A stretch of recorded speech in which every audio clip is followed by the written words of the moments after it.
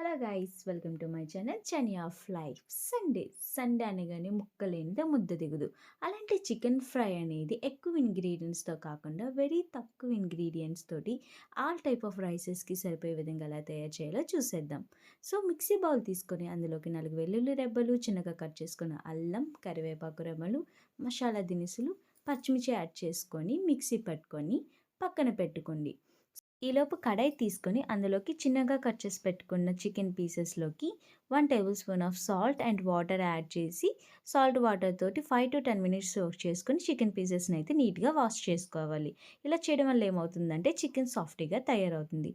అలా వాష్ చేసి తీసుకున్న చికెన్ పీసెస్లోకి రుచికి సరిపడా సాల్ట్, 2 టేబుల్ స్పూన్ ఆఫ్ కారం, 1 టేబుల్ స్పూన్ ఆఫ్ మిరియాల పొడి, 1 table spoon of chicken masala, అలాగే 1 టేబుల్ స్పూన్ ఆఫ్ ధనియాల పొడి, ఇంట్లోనే తయారు చేసి పెట్టుకున్న 1 table spoon of garam masala, ఇందాకే దంచి పెట్టుకున్న అల్లం వెల్లుల్లి పేస్ట్ అండ్ ముక్క అంటుకోకుండా ఉండడం కోసం 1 table spoon of oil add చేసుకొని చేతితోటి మిశ్రమాన్ని మొత్తాన్ని బాగా కలుపుకోండి. సో చూసారా ఫ్రెండ్స్, మసాలా మొత్తం చికెన్ పీసెస్కి ఎంత బాగా పట్టిందో.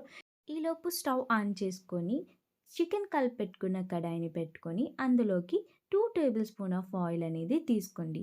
నేనైతే ఫ్రై చేస్తున్నాను కాబట్టి ఇంకో స్పూన్ ఎక్స్ట్రా యాడ్ చేస్తాను ఫ్రెండ్స్. సో ఏం చేస్తారంటే ఈ కుకింగ్ మొత్తం అనేది సిమ్లో పెట్టుకొని కుక్ చేయండి. సో దీనివల్ల ఏమవుతుందంటే చికెన్ మాడకుండా ప్రాపర్గా కుక్ అవుతుంది. చూసారా ఫ్రెండ్స్ ఎంత ప్రాపర్గా కుక్ అయిందో. నేనైతే వాటర్ కూడా యాడ్ చేయలేదండి. జస్ట్ చికెన్లో ఉన్న వాటర్ కంటెంట్ అనేది బయటికి వస్తుంది. ఆ వాటర్ తోటే చికెన్ అనేది ప్రాపర్గా కుక్ అవుతుంది.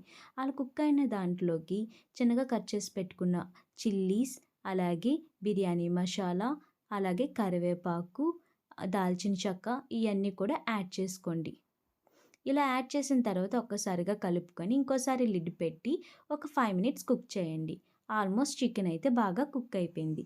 ఇలా కుక్ అయిపోయిన చికెన్లోకి సన్నగా కట్ చేసుకొని ఆల్రెడీ బ్రౌనిష్గా ఫ్రై చేసి పెట్టుకున్న ఆనియన్స్ని అయితే నేను యాడ్ చేసుకుంటున్నాను. అంతేనండి, తక్కువ ఇంగ్రీడియంట్స్ తోటి చికెన్ ఫ్రై అనేది రెడీ అయిపోయింది. Tasty chicken fry ready.